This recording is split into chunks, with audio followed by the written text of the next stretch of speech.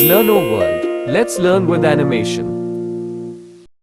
Hey guys, welcome to our channel Learno World. तो आज जो हम चैप्टर पढ़ने वाले हैं वो है क्लास 12 का विस्तास बुक का journey to the end of the earth, और इसकी राइटर है तुषानी दोशी, जो कि एक साउथ इंडियन गर्ल हैं। तो चलिए without wasting a time let's start this explanation. तो चैप्टर की स्टार्टिंग में राइटर ये कहती हैं, मैंने अपनी जर्नी रशियन रिसर्च वेसल से स्टार्ट की और जिस शिप से मैं वहाँ जा रही थी उसका नाम था अकेडमिक सोकाल्स्की। हम जा रहे थे दुनिया के सबसे तेज हवाओं वाले सूखे और ठंडे कॉन्टिनेंट की तरफ, जिसका नाम है एंटार्क्टिका। हमारी journey 13.09 degree north of the equator Madras से शुरू हुई। हमने 9 टाइम जोन, 6 चेक पॉइंट और 3 वाटर बॉडीज और ना जाने कितने जीव जंतुओं को क्रॉस किया। फिर जाके हमने एंटार्क्टिका के कॉन्टिनेंट पे अपना पहला कदम रखा। एंटार्क्टिका तक पहुंचने के लिए मैंने अभी तक 100 घंटे बिता दिए थे, वो भी ट्रैवलिंग करते करते, वो चाहे कार, एयरप्लेन या फिर शिप में हो। मैं इस ट्रैवल से बहुत ज़्यादा इरिटेट हो गई थी। और जैसे ही मैं एंटार्क्टिका पहुंची, सफ़ेद चादरों से ढका वो पहाड़, चारों तरफ बस बर्फ ही बर्फ, अकेलापन एक अलग सा सुकून देता था। हाँ, एक अलग सी शांति जिसने मेरी सारी परेशानियां दूर कर दी और मैं सब कुछ भूल गई। ये कितना ही अजीब है ना कि पहले इंडिया और एंटार्क्टिका एक ही साथ हुआ करते थे, वो एक ही पार्ट का हिस्सा थे। आज से लगभग 650 मिलियन ईयर्स पहले यहाँ पर 7 कॉन्टिनेंट नहीं होते थे, यहाँ पे सिर्फ एक ही बड़ा कॉन्टिनेंट था जिसका नाम था गोंडवाना। और एंटार्क्टिका नाम की कोई जगह उस समय एग्जिस्ट ही नहीं करती थी। उस समय चीज़ें बहुत ही डिफरेंट थी, इंसानों का कोई नामो निशान नहीं था, क्लाइमेट बहुत गर्म हुआ करता था, अलग अलग तरीके के फ्लोरा और फौना पाए जाते थे। फ्लोरा का मतलब होता है फ्लावर्स और फौना का मतलब होता है animals. I know you know it, but फिर भी बता दिया यार, चलो आगे बढ़ते हैं। लगभग 500 मिलियन ईयर्स तक गोंडवाना बहुत ही अच्छे से डेवलप हुआ, लेकिन एक समय वो भी आया जब डायनासोर्स पूरी तरीके से खत्म हो गए और फिर धीरे धीरे लैंडमास अलग हो गए और कंट्रीज में डिवाइड हो गए, जिन्हें आज हम जानते हैं। अगर आपको ह्यूमंस की हिस्ट्री जाननी है या फिर अर्थ की हिस्ट्री जाननी है कि हमारा एवोल्यूशन हुआ कैसे, हम इस धरती पे आए कैसे, तो आपको एक बार एंटार्क्टिका ज़रूर जाना चाहिए। यहाँ आकर आपको हमारे पास्ट के बारे में पता चलेगा। वो कितना ही सुंदर समय होगा जब गोंडवाना लैंड डिवाइड हो रहा होगा, इधर इंडिया का फॉर्मेशन हो रहा होगा, उधर हिमालयस का फॉर्मेशन हो रहा होगा, साउथ अमेरिका नॉर्थ अमेरिका की ओर बढ़ रहा होगा। तब सोच के कितना अलग सा लगता है, ये सब बिल्कुल अनइमेजिनेबल है। मेरी तरह सूरज को जल चढ़ाने वाली एक साउथ इंडियन गर्ल के लिए कितना ही मुश्किल है एक ऐसी जगह पर रुकना जहाँ 90% सिर्फ आइस ही आइस है, ना कोई इंसान है, ना कोई ट्रीज है, ना कोई बिल्डिंग है। यहाँ आने के बाद समय तक का पता नहीं चलता है। यहाँ मिलती है तो बस खामोशी। 6 महीने दिन और 6 महीने रात होती है।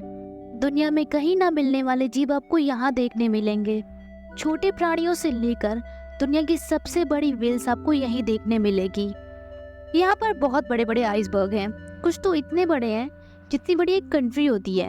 यहाँ पर एक आइसबर्ग पाया गया है जो कि बेल्जियम कंट्री से भी ज़्यादा बड़ा है।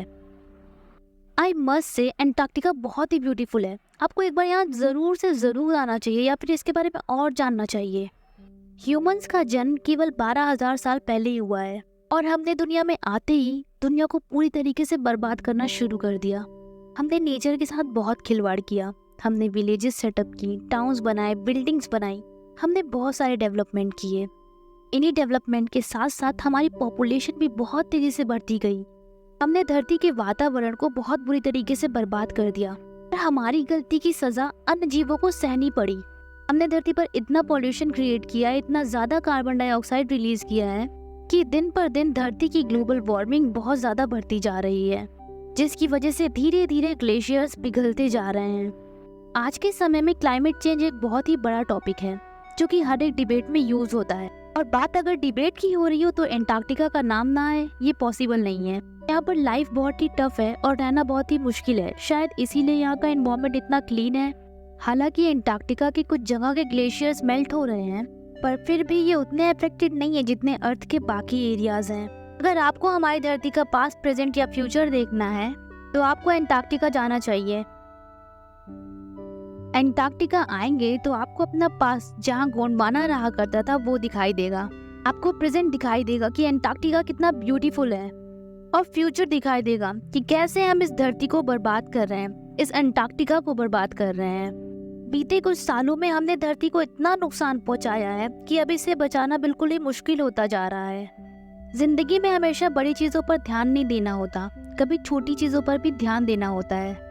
अंटार्कटिका इसका एक परफेक्ट एग्जाम्पल है, जैसे एनवायरनमेंट में छोटे छोटे चेंजेस एक बहुत ही बड़ा बदलाव ला सकते हैं। जैसे ये छोटा सा पौधा ही ले लीजिए जिसका नाम फाइटोप्लैंक्टन है। ये ग्रास से समुद्र में पाई जाती हैं, जो कि अंटार्कटिका के पूरे एनवायरनमेंट को बचाने का काम करती हैं। छोटा सा पौधा सन की एनर्जी को यूज करके कार्बन को ऑर्गेनिक कंपाउंड में चेंज करता है। आसान शब्दों में कहें तो कार्बन को ऑक्सीजन में कन्वर्ट करता है। आपने एक प्रोसेस पढ़ी होगी जिसे फोटोसिंथेसिस कहते हैं, जिसमें प्लांट अपना फूड बनाते हैं बाय यूजिंग दी सनलाइट। ये पौधा भी वही प्रोसेस परफॉर्म करता है। साइंटिस्ट ने ये साफ तौर पे बता दिया है कि आगे ओजोन लेयर में और ज़्यादा डिप्लीशन इन फाइटोप्लैंक्टन्स की एक्टिविटीज़ पे अफेक्ट कर सकता है और इसका असर वहाँ रहने वाले जीव जंतुओं पर भी पड़ेगा। इसीलिए कहा जाता है कि हमें जीवन में इस छोटे पौधे की तरह छोटी छोटी चीज़ों पर भी ध्यान देना चाहिए, इससे बड़ी चीज़ें अपने आप ठीक हो जाएंगी। इसलिए आप लोग यहाँ आइए और देखिए कैसे ग्लेशियर्स पिघल रहे हैं। मैं बताती हूँ मेरे यहाँ आने का मकसद क्या था। हमारा एक प्रोग्राम था जिसका नाम था स्टूडेंट ऑन आइज। इस प्रोग्राम में हमारा मोटिव ये था कि आगे आने वाले जनरेशन को हम ये बता सके कि ग्लेशियर्स कैसे पिघल रहे हैं और सच में ग्लेशियर्स पिघल रहे हैं। हम उन्हें ये फील करा सकें कि हमारी धरती कैसे बर्बाद होती जा रही है और अगर यही कंडीशन रही तो एक समय ऐसा आएगा जब हमारी धरती खत्म हो जाएगी। इस प्रोग्राम में 52 स्टूडेंट थे जो कि अलग अलग जगह से आए थे। मुझे याद है जब हम अंटार्कटिका पहुंचने ही वाले थे तो हमारी शिप ग्लेशियर्स में अटक जाती थी और जम जाती थी। फिर हमारे मास्टर कहते हैं कि आप लोगों को यहीं से उतरकर पैदल चलना पड़ेगा। जब हम वहाँ चल रहे थे तो हमारे पैरों के नीचे पूरा का पूरा समुद्र था और मैंने ना जाने कितने जीवों को अपने पैरों के नीचे पानी में चलते हुए देखा, यानी कि तैरते हुए देखा। उन ग्लेशियर्स पे चलते हुए मुझे ये रियलाइज हुआ कि मैं दुनिया की सबसे बेहतरीन जगह पे चल रही हूँ। वहाँ पर बहुत सारे जानवर थे जो कि धूप ले रहे थे। मैंने ऐसी बहुत सारी चीज़ों को देखा जिसे मैंने पहले कभी नहीं देखा था। कितनी सुंदर है ये जगह। आप लोग यहाँ आइए और देखिए कि कैसे हम एनवायरनमेंट को कितना नुकसान पहुँचा रहे हैं और आप लोग ये कोशिश करो कि हम एनवायरनमेंट को फिर से ठीक कर पाएँ। इसी के साथ हमारा ये चैप्टर यहाँ एंड होता है। If you like this explanation then please tell us in the comment section how was the video and please do like share and subscribe to this channel. मिलते हैं नेक्स्ट वीडियो में। Explanation by Anshika ma'am. Subscribe to learn O World in